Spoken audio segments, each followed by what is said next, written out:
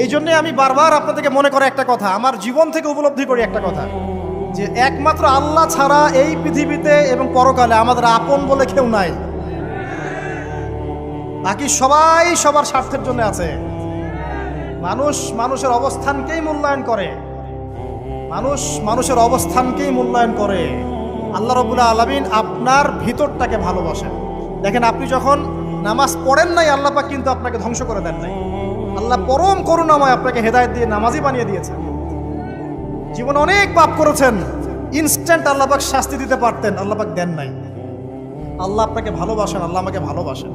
আল্লাহ পাকের এই ভালোবাসার ঋণটা শোধ করার জন্য হলেও নামাজি হয়ে যান, আল্লাহর পথে ফিরে আসেন, দিনের জন্য কিছু করেন, দিনের ফিকির করেন, পড়াশোনা করেন। প্রিয় ভাইরা, আল্লাহ পাক তৌফিক দান করুন। দেখুন, এই রিবা থেকে দূরে থাকার জন্য একটা হাদিস যথেষ্ট, যে 4 শ্রেণীর মানুষকে আল্লাহ রাসূল সাল্লাল্লাহু